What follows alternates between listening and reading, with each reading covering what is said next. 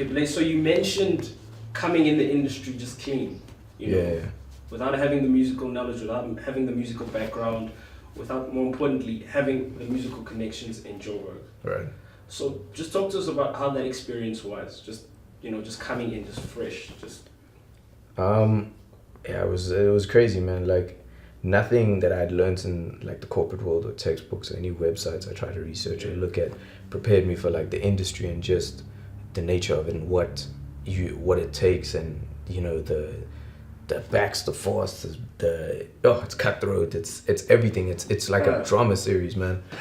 You know, and it was just like, wow, I have not seen this series before. Like I thought I watched the other one, but like, yeah, man, it was a learning curve, a definite learning curve, completely different environment.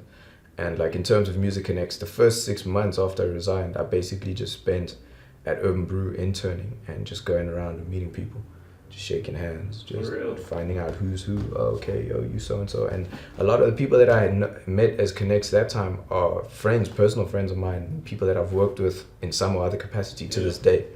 You know, so yeah, I knew that like, look, regardless of what you know, it's with any situation, it's who you know and how you go about it. So, like I said, I just went and just tried to meet as many people as possible. I worked on behind the scenes of 2 TV shows, a car show, and then like a comedy satire type show.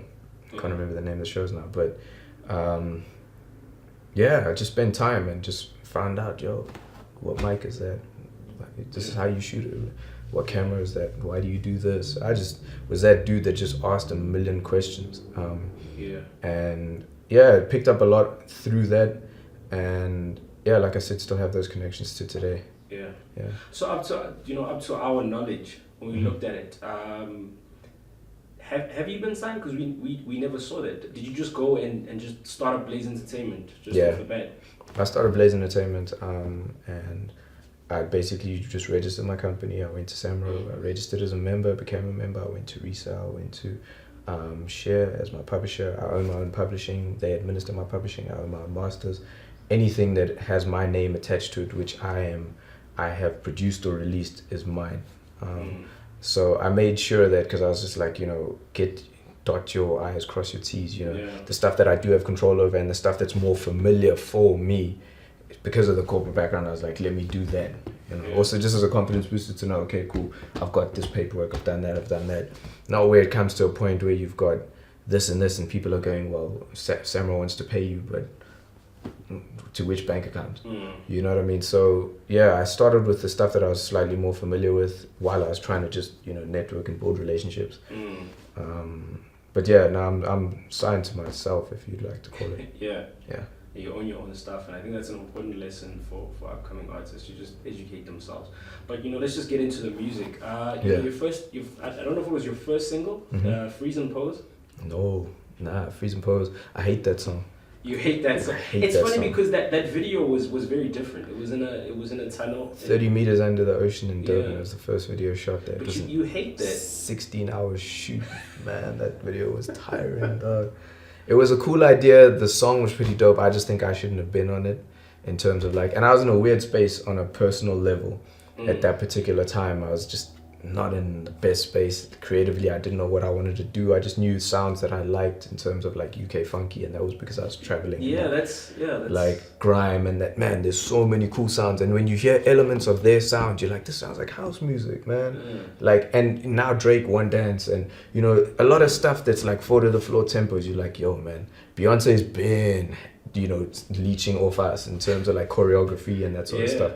So yeah, man, Freeze and Pose was not my first single. A track called Josie's Finest was my first single. April 2011, featuring Pro and Dugza Mauritian, Hydro and Jane Namek. And I needed a project where I was like, I looked at the game and I was like, dog, there are so many people doing what you're trying to do. There are so many people submitting to YFM and to the TV stations and that. How are you gonna stand out? And I knew I couldn't come out the bat as Blayze, because who's he?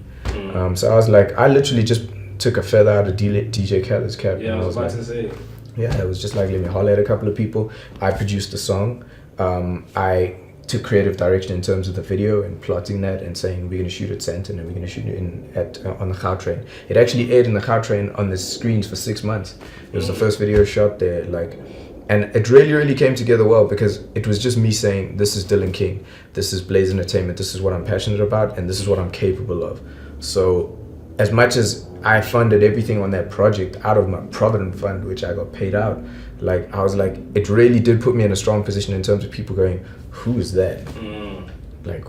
How did you get those names? People don't understand. That song took me 6 months to record. Wow. 6 months, dog, because I spoke to everybody. Name an artist in the game, I probably hit them up, either them or their manager. Nah, we're not interested.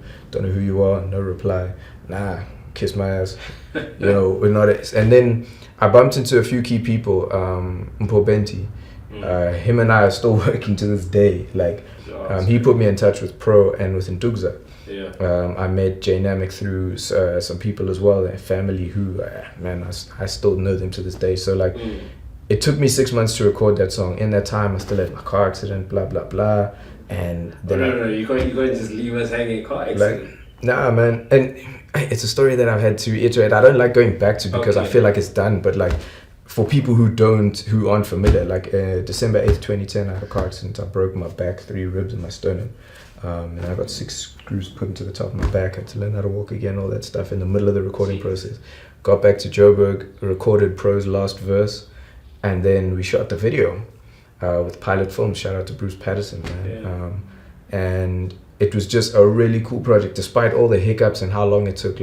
It really. And then the cool thing is, I had a lot of people helping me and, Live Amp for, giving me an opportunity to submit the stuff. They liked the video. YFM gave me my very, very, very, very, very first commercial radio spin ever. Shout out to I'll always be grateful to YFM. I went there with a dude named Kevin, and he walked in and he was like, yo, let me introduce us to the people. And I actually played them the video, not the song. Because I was like, yo, if I'm going to sell this, I need to give them the overall product. I can't be on some, the video shot, but I can't, no. This is who I am. This is the quality of the work that I'm doing now. And they loved it. Man, the song did really, really well. But I learned lessons there as well. Collaboratively, that song was only performed once because of all the people involved. The Live Amp debut happened. They were all there. But then we got booking requests and it was like, hey, so-and-so's not available, so-and-so. And I don't have a verse on it. So it was like, damn.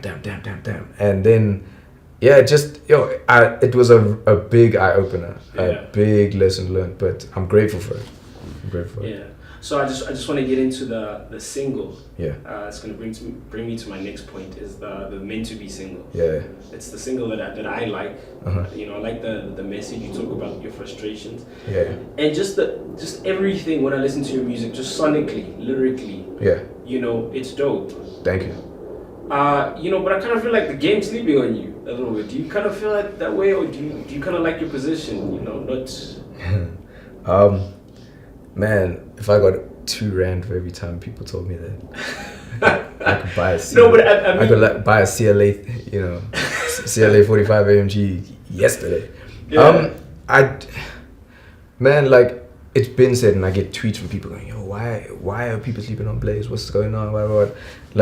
I used to entertain it in terms of saying, yeah, and my video is this, and you guys, but then I was like, hey, man, like I said, my pops was like, yo, make sure they can't question the quality of your work, and nobody ever has. There's been times in interviews I've said I have the hottest video catalog in the game locally in terms of hip-hop. The only dude I look out for is Ricky, creatively in terms of videos. Ricky, cinematography, a vision director, he's channeling his own part, you know what I mean? I respect him for that, but I don't look out for nobody else's videos. No disrespect. I said it a few times. Like I said, I have the hottest video catalog, and nobody's ever challenged me on it because I have the YouTube links to prove it. So in terms of being slept on the game, yes, no, maybe, cool. That's a matter of opinion. People have their opinions on that. But I just know I deliver quality work, song and video. I make sure my package is packaged right, you know what I mean? Yeah. My mixes, my masters, I get them as clean as I can with the resources that I have. Yeah. And I make sure I deliver a quality product, and people know I don't drop the ball on that. When I say I'm dropping a video, people are like, yo, we want to see it. Yeah. So, man, in my mind, I'm like, cool, I just need to work harder. Yeah.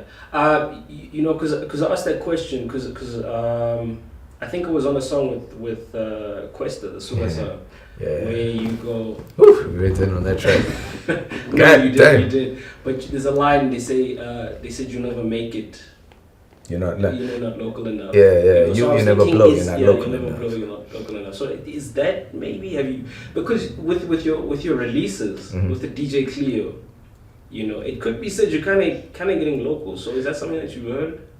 I think again strategically you're going, okay, cool. There's a particular sound and mold that works, and making yourself relative to a local market. The content, the simple things like, AKA, 4:00 in the morning getting McDonald's, you know what I mean? That goose in the boot, no dash, and little things. So it's like, it's just fine tuning, man. So like, yeah, I think there was a conscious step to say, okay, cool, I still rap, but let me just change little things about the way I rap. I'm not gonna sell out and wear a bucket hat and be like, yo, this is my vibe now. Like, no, people will see through that. Yeah. It's not authentic anymore, and I'm selling myself out. And the worst part is, what if people like me for that? Then I gotta put on a facade forever, dog. Yeah. Like, and you can only maintain that for so long.